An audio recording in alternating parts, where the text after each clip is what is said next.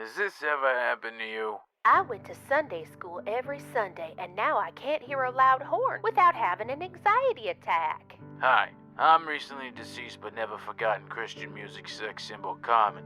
I'm calling collect from the big house, meaning heaven, not jail, to tell yous how to get answers for your religious traumas. I started the excommunication station, and now I realize why empathy felt weird when I was a kid, and how the Council for National Policy, a shadowy Christian organization, controls just about fucking everything in America.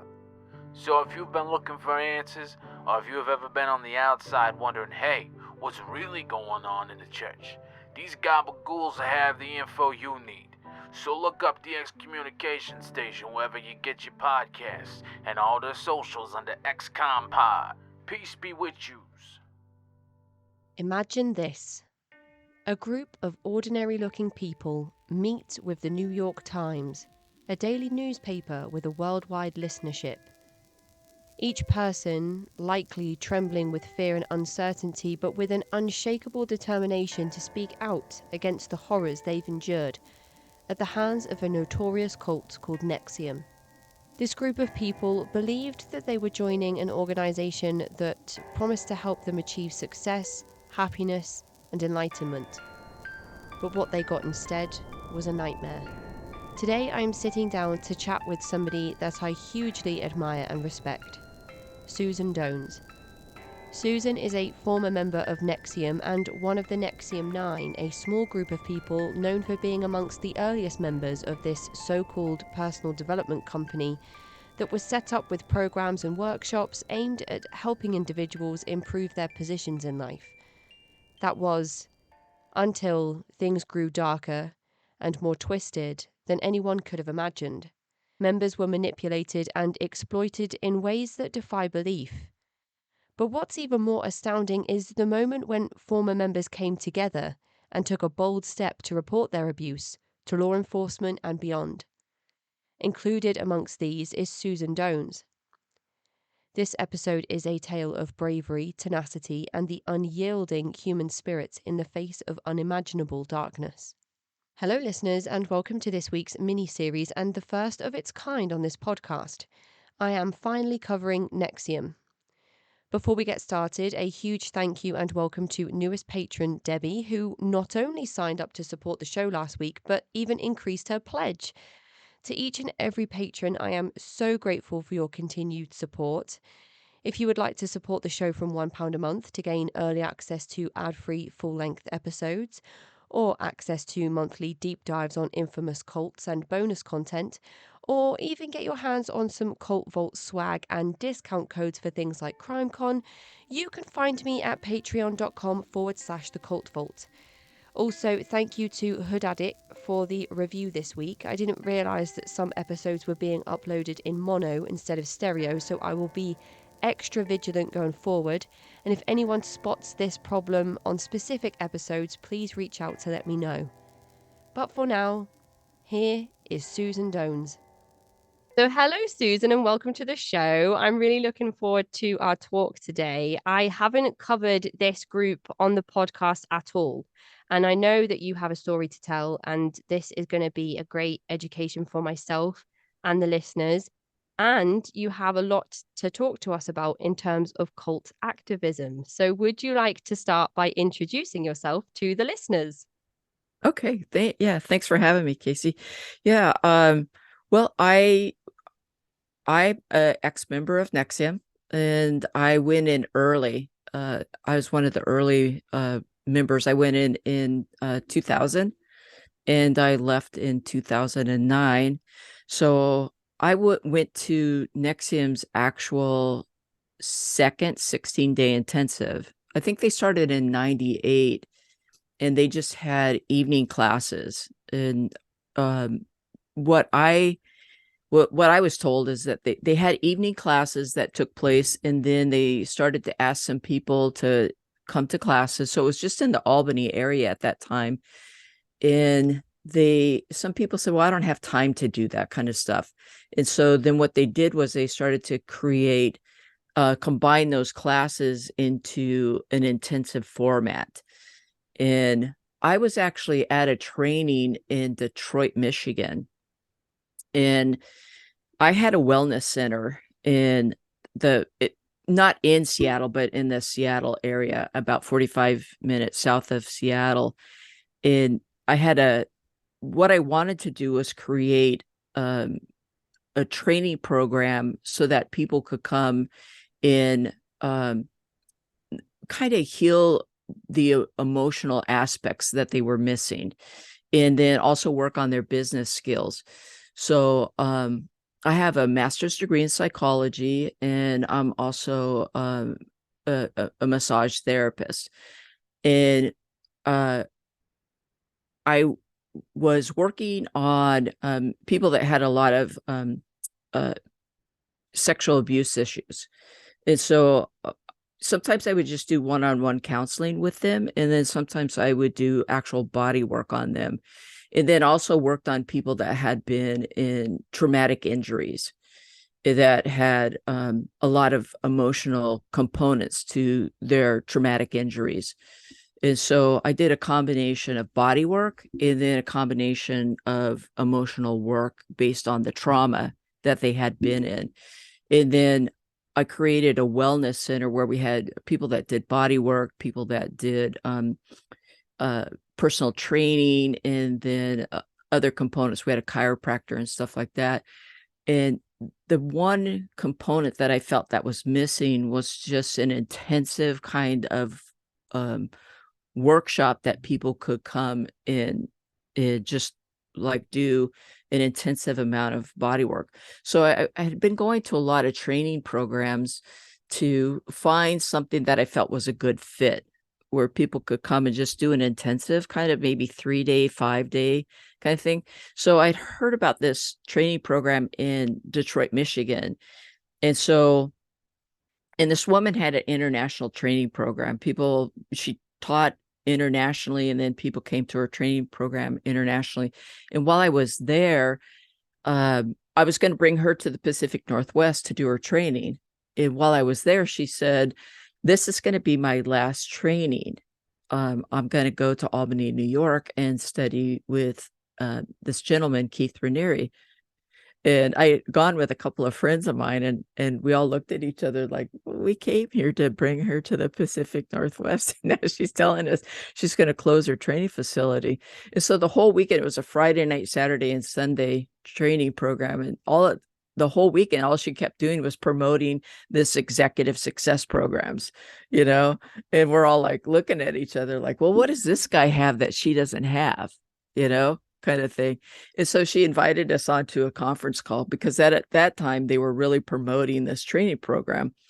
And so we listened to the conference call, and at first I was kind of turned off from it because it was $6,000. And to me, that was a lot of money to spend to go to a 16-day program. Plus it was 16 days out of my business. And so my two friends that I went with decided they were going to go, because it had to be something phenomenal for this woman to shut down her entire business to go to this program. And so they had if you enrolled 3 people, you got your $6,000 back. And I thought, well, if it's good, I could probably get 3 people to take the training program. And then they were also looking for people that wanted to open up satellite training facilities. And so I thought, well, if this really is what, they're saying it is, then maybe this is the program that I'm looking for to open up my, I could bring it to the Pacific Northwest and integrate it into my training program and into my wellness center. And so off we went, in December of 2000. And, and I'm thinking like, am I crazy? Am I, like, what am I doing? And that kind of stuff. And so a lot of people that were in that Detroit training program went to this December training that they had. And so then we stayed afterwards for a couple of days, and they went through the whole matrix of this is what it looks like if you open a satellite training program and stuff like that. And so I really liked the training, and there wasn't really anything culty about it at that particular time. The only thing that was culty about it is you had to wear a sash, and you had to take your shoes off before you went into the training program, and you had to bow to the training room before you went into it and stuff like that. But I had taken martial arts, in high school. And so you had to do all those things before you, and they said, every time, like when you wore a sash, they said, well, what other things do you do where you have to wear some kind of garment like that? So they used like the brownies, and they talked about martial arts. And so what they did was they tried to normalize all of the things that were weird, like, well, where else do you, and I talked about, well, like you have to bow to the sensei, those kinds of things. And so every part that was abnormal, like you wouldn't normally, like you don't bow to the room when you walk into a workplace, but there are places where they do that. In Japan, they do a lot of bowing and stuff like that. And so every time they did something that was out of the norm, then they would normalize it. And so it was kind of, that's how they normalized everything that was abnormal. Like when they, Keith was called Vanguard, although he was nowhere to be found.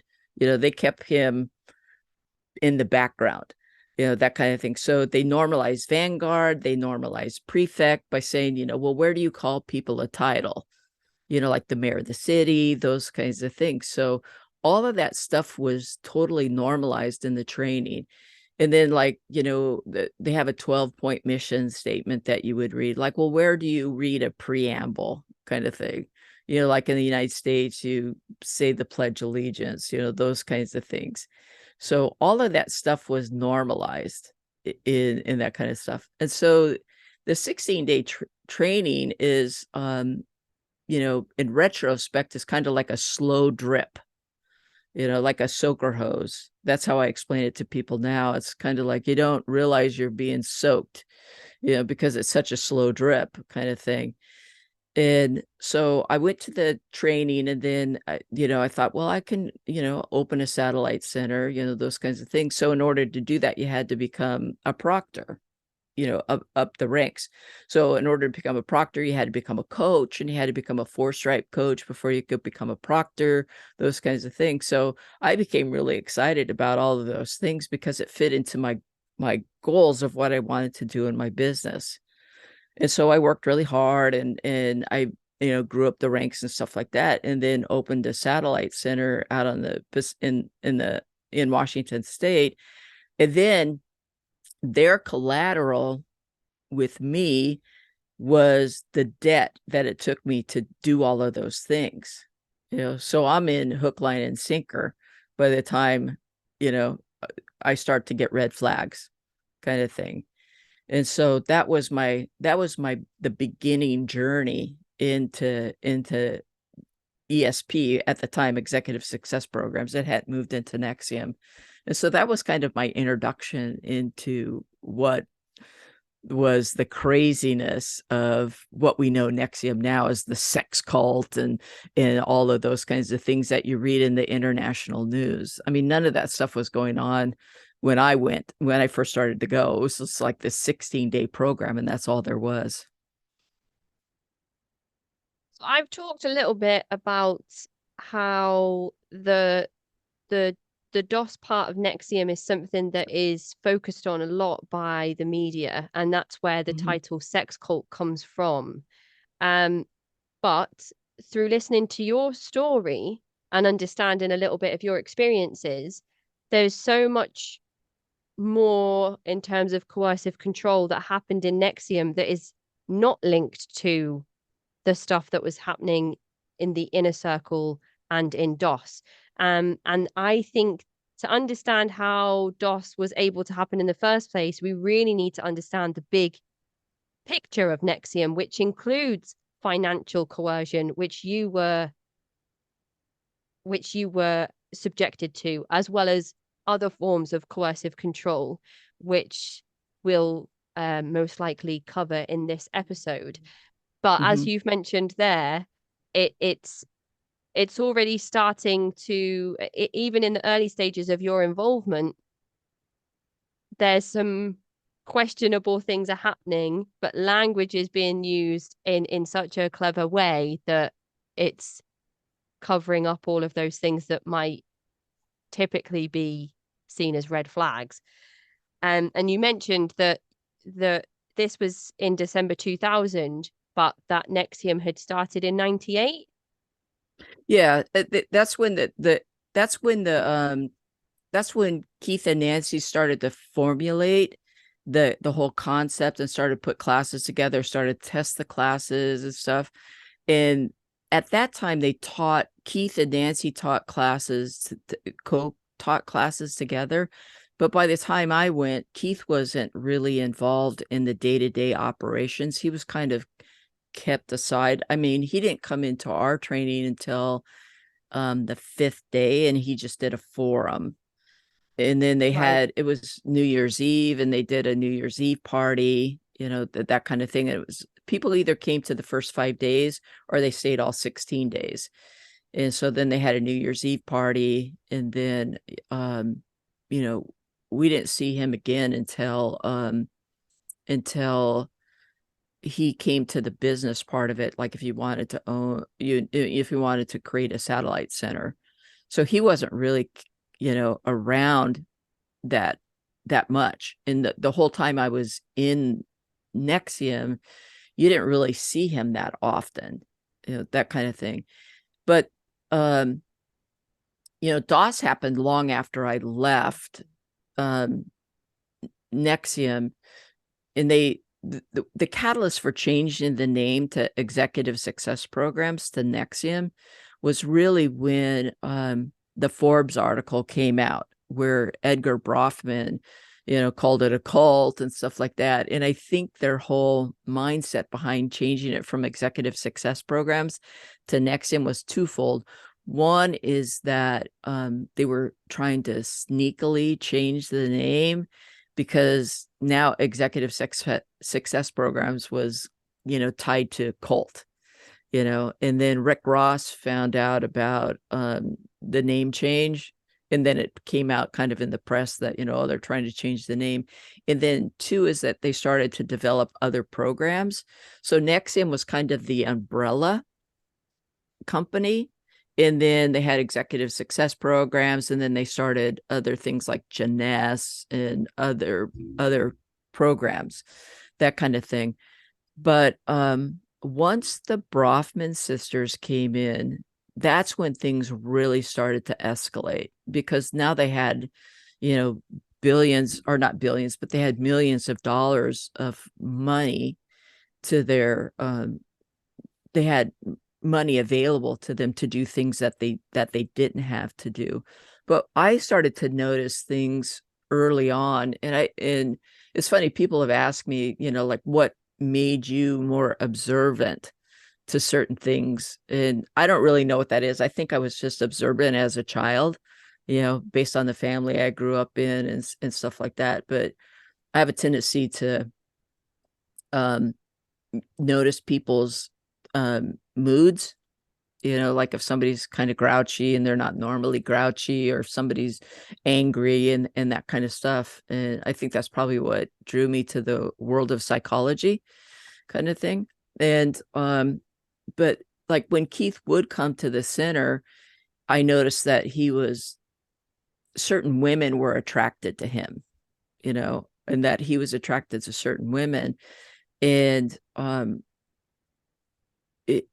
so I didn't spend a lot of time with Keith. I spent more time with Nancy Salzman, and she kind of took me under her wing, and she was going to mentor me and stuff like that. And so I would ask Nancy, I would say, is Keith sleeping with so-and-so? And she'd be like, well, we don't talk about that. And I'd be like, yeah, but that's not really appropriate for him to be sleeping with students, kind of thing. And we'd be like, well, we don't talk about that. And then, the next time I would be in Albany, because I was in Albany a lot, because I was training myself to get to coach, and then get to proctor, and then get to, those kinds of things. And then also become a head trainer and stuff like that. And then I'd notice him with another woman, and I'd be like, oh, and then I'd go to Nancy and I'd be like, well, is he sleeping with so-and-so? And she goes, well, we don't talk about that. And I'd be like, well, maybe he shouldn't be so amorous with, so-and-so at the center, if he's going to sleep with, different women, then maybe he should keep it outside of the center, kind of thing. And and then it started to really bother me that, this was going on. And then she, she told me, she told me things that she probably shouldn't tell me. And I don't know what her motivation behind that was. Maybe she just thought, hey, we're good friends and you have a center. And so I can divulge these things to you. And she told me that Keith had lost $68 million of the Brofman's money in the commodities market. And I'm like, I just kind of blew a fuse. And I'm like, why is he borrowing money from students? Like $68 million. I knew they didn't have that kind of money to pay him back, and it's just like, well, he's trying this mathematical formula, and she blamed it on their father, like he knew that Keith was in the commodities market, so he bet against them, so he could lose the money. And I'm like, how would he even know that Keith was in the commodities market? Like that didn't make any sense to me.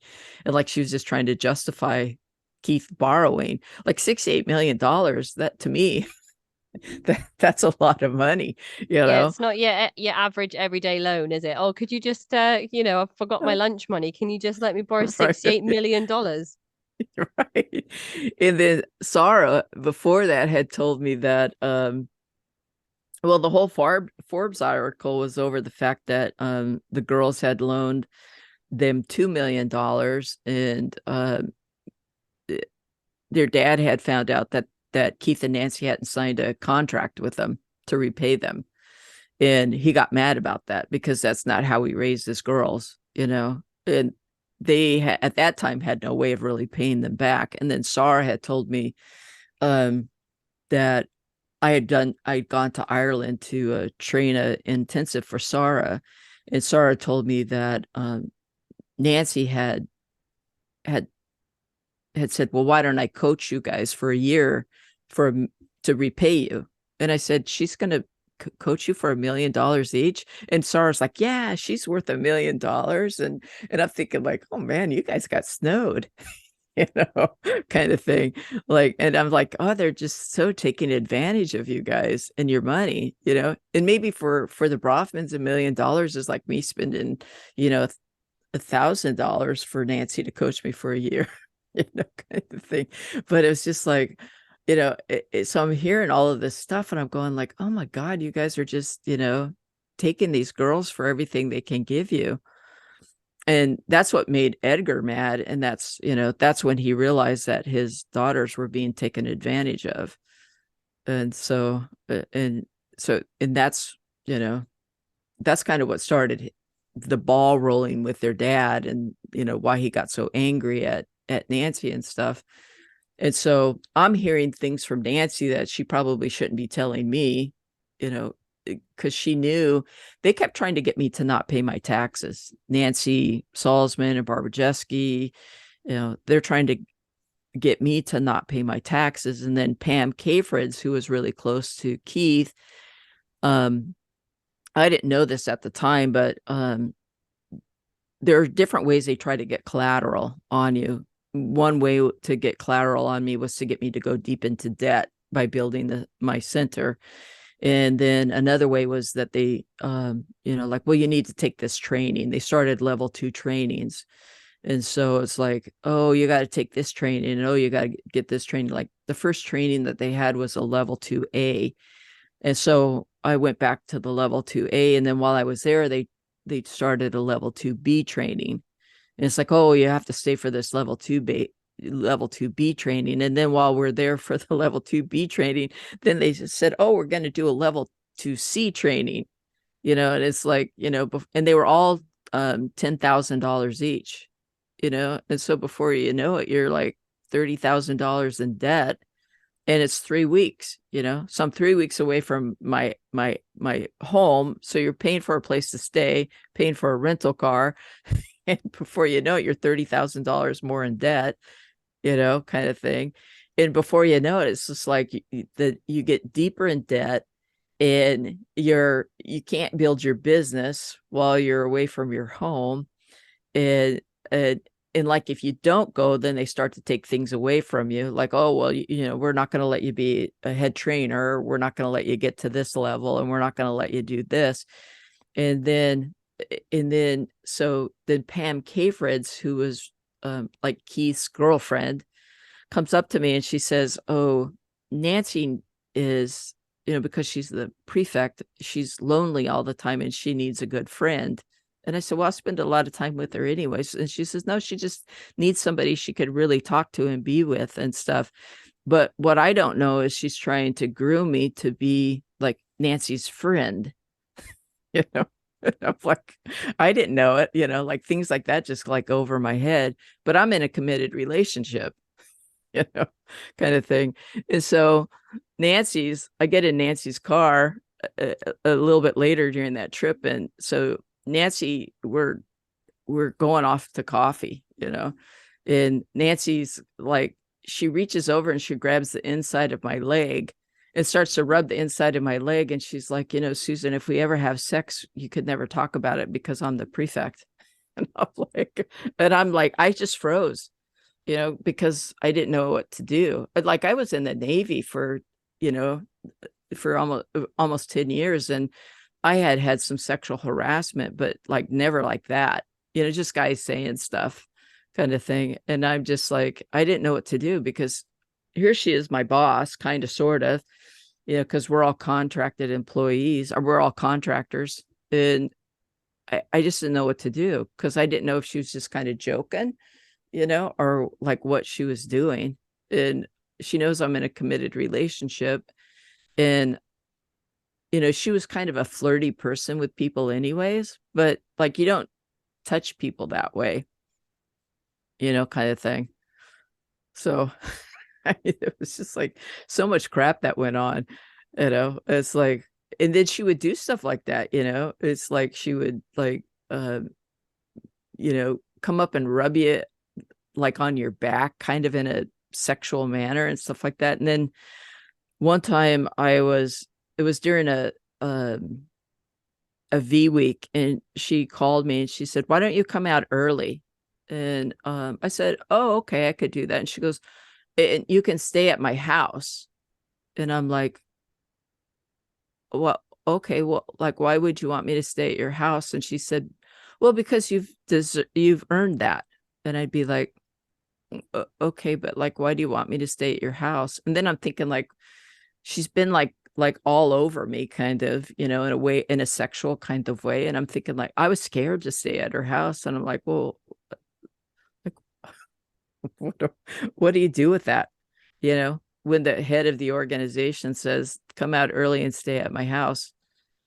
And so like, I was talking with my partner about it, and I go like, what do I do? And she says, well, you're a big girl, you can handle yourself,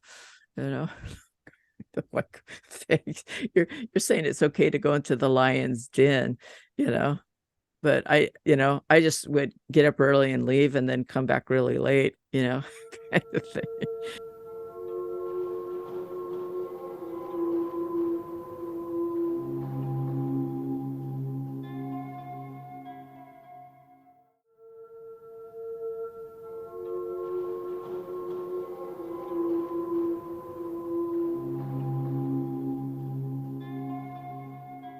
This group that started off as executive Success ESP. programs. That's it. I was thinking, what does the S stand for? Sorry. This group, this training that started as Executive Success Program, ESP, that later changed its name to NXIVM.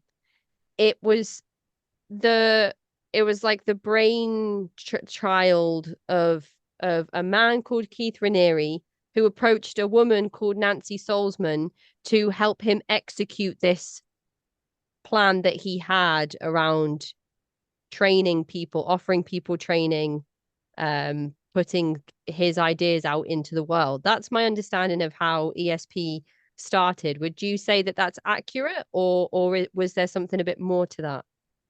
Well, I think that he wanted Nancy Salzman because Nancy Salzman was a master trainer of master trainers in neurolinguistic programming. And then she was also an Ericksonian hypnotherapist. And so the 16-day training was nothing new. It was all stuff in neurolinguistic programming, really. And so it wasn't really even his idea. None of that stuff was new stuff. It was all just repackaged. And it was packaged in my opinion, it was packaged in a really good program. I mean, I think people that came through the 16-day training, a lot of people got a lot of really good things out of it. I got some good stuff out of it. And had people really just stuck to the training and not had intent to expunge things out of people like money, sex, come work for us and we're not going to pay you anything, I think people were fine with that. It's when they started to manipulate people to be sexual partners with Keith, to come work for us for free, or be to not make any money, those kinds of things, are when they started to do manipulation, like the family from Mexico, those kinds of things. That's when it started to become a weapon. Or when you wouldn't comply, and then they would start to manipulate and abuse you. Like, I became non-compliant to a lot of things, and then they started to manipulate you. Or like when we met with them about the business aspect of it, they said, well, this is negotiable. Like, when I found out that there wasn't really a way to make money out of it and that you were losing money, and I went back to them and said, we need to renegotiate percentages. And they said, well, we're not going to do that. And really who was making the money from the centers was NXIVM, and the people that own centers were not making a lot of money. I was always robbing certain things from this part of the business to pay this part of the business, and, was in a tremendous amount of debt, that kind of thing.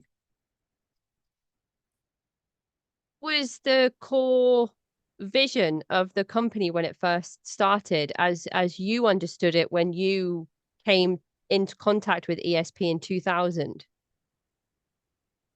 Well, the thing was, it was called executive success programs, and what it was designed for when I went in was to help people to learn to be more successful in whatever endeavor that they had, whether that be your business, whether that be personal, whether that be sports related, those kinds of things. And I saw a lot of people come for different reasons. Like, there was a man from Mexico. He was an amazing singer, and that's what he wanted to do, was to be a singer. Well, and they said, well, move from Mexico, and we'll help you, Vanguard will work with you on your singing skills. That never happened, and the guy, he just did slave labor kind of thing. He was always broke, and he worked on people's computers because he had those skills in computers. So they just used and abused him, in my opinion, that kind of stuff. And then, I saw people that, like, one couple that came in, in my opinion, they were happily married and they had a business.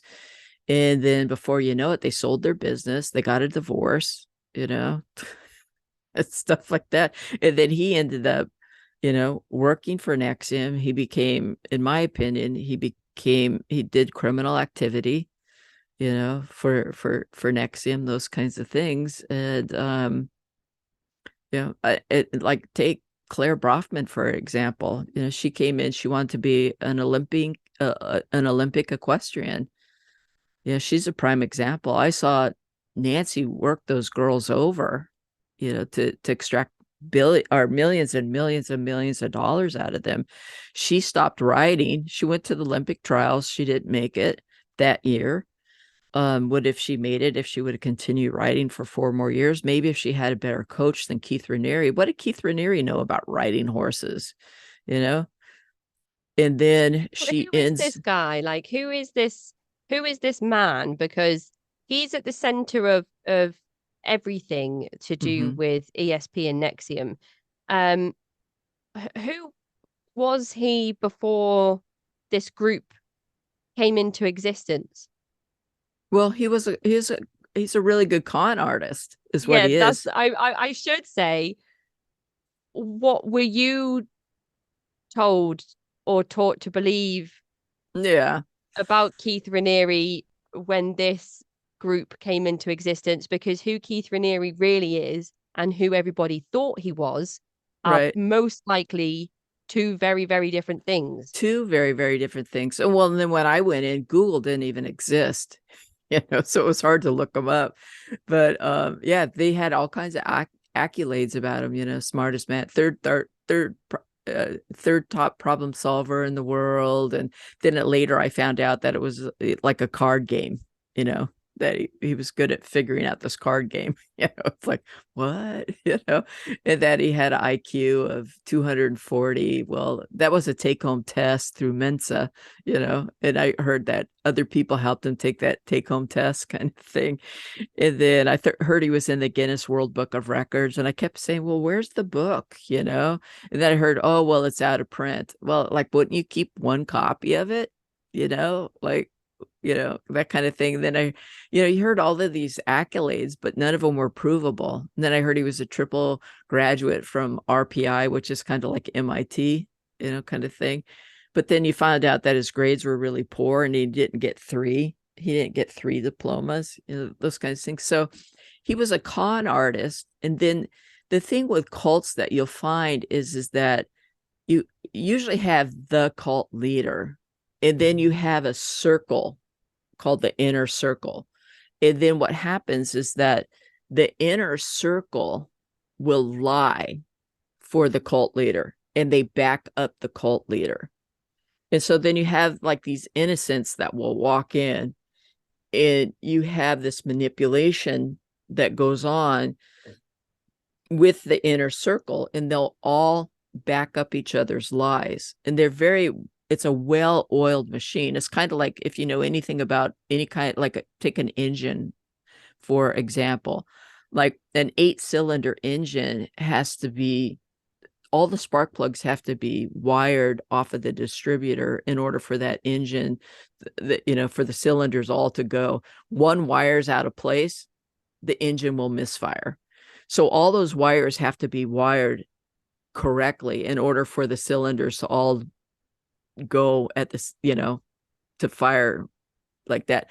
And so the inner circle all has to work correctly with each other. And so it's very well formulated. And so they all back up each other's lies. So Keith Raniere has cultivated this environment with this inner circle one by one by one.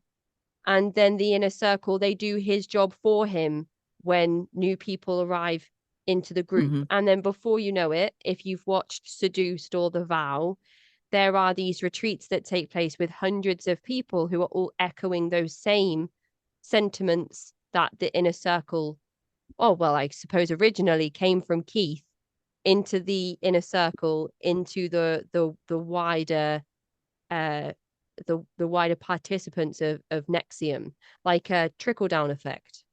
Well, it started before NXIVM, because before that he had another company called Consumers Byline, or CBI. So he started that, and before that he started it started when he was young. He did that in grade school. We've had people that went to grade school with him in high school and stuff like that. And then he went to RPI. So he practiced his skills when he was in college. And then he started a company called Consumers Byline.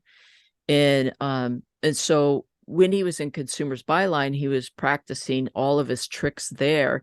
And then part of a good foundation of his inner circle in ESP NXIVM came over from Consumers Byline. And in between Consumers Byline was a company called National Health Network.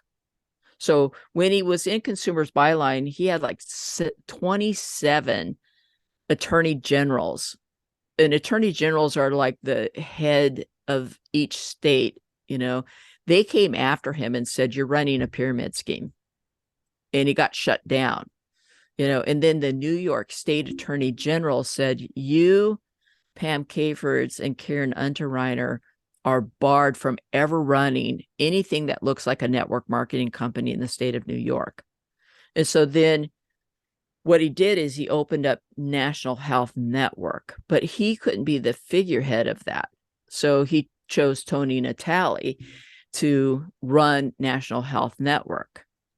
And so Tony was the figurehead of National Health Network because he couldn't be the head. And so Tony ran National Health Network, but that wasn't growing fast enough for him. They had a couple of health food networks or a couple of health food stores that had little restaurants in them, and they sold vitamins. And so from Consumer Byline, he brought a group of people that were in CBI that were in that kind of became a network marketing kind of company. And so then he had the idea of this educational program that could grow quicker. And then he brought in Nancy Salzman from there. And so then they became partners, and then they started these classes. And so then he walked away from National Health Network, let Tony run that. And then they started executive success programs. But he couldn't be the figurehead of that because of this order from the New York State Attorney General. And so, and then any asset he had, he hid in other people's names because he owed the State Attorney General money, right?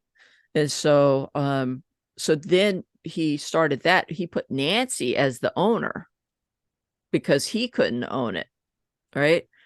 And so, but I don't know any of this because Google didn't exist. No. Right? And it makes so much sense because Keith Raniere he's a malignant, traumatic narcissist and a horrific abuser and manipulator. It doesn't make sense for him to put other people in the top echelon with him. It's out of necessity that has happened. I don't know if ESP or NXIVM would have built the way that it did if he didn't get Nancy involved, but it makes sense that he needed a co-conspirator. Mm-hmm. I don't know if that was I don't know if that was Nancy's intention at first. I mean, everybody has their thoughts on that. I do wonder, if Keith Raniere always knew that his aim was to con people because he'd already been doing that before this was established. I don't think he could help himself but to con people. Yeah, I think it's just in his nature to con people. I don't think that for him, I think it's a game. Like, how much can I get away with without being caught? I think eventually he thought he was going to get caught because he was so paranoid. What I found out, in my time in NXIVM, in my time after leaving, is he was always paranoid because Nancy would say, we think our phones are being tapped. And I'd be like, well, what makes you think your phones are being tapped? Or like one time I was at the very first V week, where they celebrated his birthday. It was only a weekend. It was a Friday, Saturday, Sunday. And I went for a walk with Esther. At that time, her name was Esther Chapone, but it's now Carlson. So we went for a walk, and we're walking down the road, and a car came up, and it was Pam Caford's and a couple other people. And she goes, have you seen a van? And I said, a van? She said, yeah, like a blue van. And I said, no. She goes, well, keep an eye out for it because they're not supposed to be here. They're spying on us. And I went, what? It's like, and there's only one road into this place and one road out. It was just like this Girl Scout camp or something like that. It wasn't at the big place that they normally have it, had it at. And I was like, what? She goes, yeah, they're spying. She's like, they're spying on us. And I'm like, okay. It's kind of like whatever. And I'd only been in like 9 months at that point. It's kind of like whatever. If this is what Keith Raniere is telling the inner circle, though, and that's what the inner circle's telling everybody else, you've got that same trickle-down effect of that information becoming widely accepted as the truth, which is dangerous. We've seen how dangerous that can be. And this really did expand. So even though he couldn't put himself solely at the top, he he had Nancy Solzman, and then they were building on these seminars, these evening sessions that turned into these intensives, and you were introduced to ESP at the time where these intensives were happening. So this would be at the Girl Scout camp early on. And what was your first 16-day experience like? Was it 16 days, the first one that you went to? Yeah, and that was actually at the training facility that Keith and Nancy had. Right. Yeah, the Girl So Scout 16 camp days, was woof, that's a long yeah. time for your first sort of introduction to the entire thing. And yeah, can you talk us through what that was like, what your experiences were like? You've talked about the sash and some of the things that you were told were customary for ESP. Right. Did you ever find out the true reasoning behind things like the sash and taking the shoes off? Yeah. Well, what Nancy used to say was it was kind of the guardian at the gate, that if people had a reaction to that, and wanted to leave after that, is that they weren't really meant to be in the program. It is because they caught on early that it was a cult. It's what I think is they caught on early that it was a cult, and they really shouldn't be in the program anyways. And so if they wanted to leave, they already had their money because there was no refunds, and so they had their money already, and then they could just, bye-bye, we don't want to deal with you kind of thing, where the rest of us just went, oh, that makes sense. Okay. Yeah. Yeah, it's just like being in martial arts. Yeah. Okay. And were you able to recruit or bring along 3 people so that you would get your money back? Yeah. Oh, yeah. I actually brought in quite a few people. I had a training facility on the West Coast, so I brought in actually a lot of people,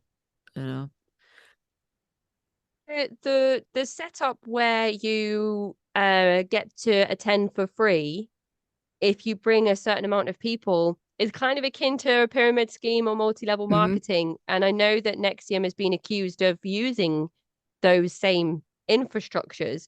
So would you say that that is definitely what was happening? Oh, yeah. And I kept saying, how is this not network marketing? Because they had this thing where if you wanted to get to, I think it was a 2-stripe coach. If you wanted to get to 2-stripe coach, you couldn't be attached to a network marketing company, because there were a lot of network marketers that came in, and they would be like, well, how's this not network marketing? And they would try to explain how it wasn't network marketing. And I kept saying, well, this just seems like network marketing to me, because, you had to have, in order to get to your next stripe, you had to have a certain amount of growth and a certain amount of people enrolled into your personally enrolled in, then you had to have a certain amount of people enrolled into your organization, and be like, this just seems like network marketing to me, kind of thing. But because Keith had been disbarred from building anything that was network marketing like it, but because he wasn't a part, he didn't own any part of the company. Nancy could do anything she wanted with network marketing, but people kept saying, like, how is this not network marketing? And they would just like, psh, it's kind of like a Jedi mind trick. This is not network marketing. This is, like, this is not the network marketing company you seek, kind of thing, but they would never really answer that question. People would come up to me and say, well, how is this not network marketing? And I'd be like, I don't know, but that's, if you want to move up the straight path, you have to let that go, kind of thing. You either have to stay with the company you're with, or you can't go any farther in NXIVM. How does ESP manage to fill up 16 days? That is such a long period of time. And when you're in an environment that where you're, you're kind of taking yourself away from day-to-day life, and you're in an enclosed, sealed system, I mean, what I'm just really interested in, like, how do you feel 16 days? Is every day different? Is it a lot of the same stuff? How long do the days last for? Is it Mhm. like, is it very love bombing where you're given like beautiful food and there's people there that testify to the success that they've had using ESP's skill sets and toolkits and what's the whole feel? Because you were in it for Mhm. 9 years, so this Right. really did, it got you, like Right. it did with so many others. Right. Well, some people broke the 16 days up. They took maybe the first 5 days. They took the first 8 days, then they took the last 8 days. It always started on a Saturday. So it was filled in 3 weekends, and then the 2 weeks in between kind of thing. And so, or then some people just took 2 days, 2 weeks off from work, that kind of thing. Um, and the days were long. It depends on really where you went to the training at. Like if you came to my training center, I just kept the training really clean and I taught the training, that kind of thing. I think if you went to Albany, it was more like they shoved, Keith and Nancy down your throat. They were constantly talking about prefect and vanguard, and that kind of thing. And to me, that made it more cult-like kind of thing, where I just wanted to train the training. And so there were it was taught in module form. So there were 5 different modules a day taught. And the modules were usually around 2 hours long. And so it was taught inductively. So like in a module, you would have, you'd do an introduction to the module, and then you would break up into small breakout groups. And then a coach would take you through a series of questions based on what the module was. Like say, if it was honesty and disclosure, they would take you through a series of questions about like, what is honesty? What's disclosure? Can you have honesty without disclosure, those kinds of things. And then the group would get to answer those questions. And then you would come back, and then you would show a video of Nancy going over those set of questions, which now I realize Nancy was implanting NXIVM's ideas of what those concepts were, kind of thing.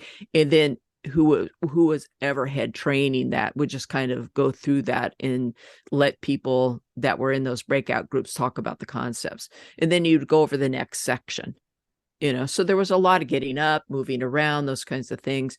And then when people came in the morning, depending on where you went to your intensive, you usually got a light breakfast, like, oatmeal, bagels, those kinds of things. And it was usually pretty healthy food. And then you got a snack, in the middle of the morning. And then you got lunch, that kind of, lunch was on your own.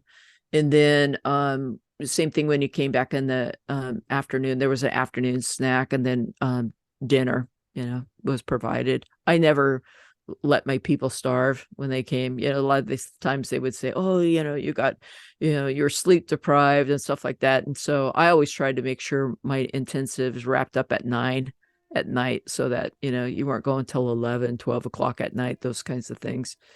So, and I always try to make sure my people just had a really good experience, and try to, you know, decultivize anything, like I wasn't shoving Keith down people's throats all day long. When I would go to intensives back in Albany, like some trainers, every other word out of their mouth would be Vanguard. And I'd be like, oh God, you guys make this you make it sound like such a cult. Like, it's just like, you should knock it off. That is the end of part 1 of this mini-series on NXIVM. For more information about Susan's work, you can go to susandones.com or follow the links in the episode description.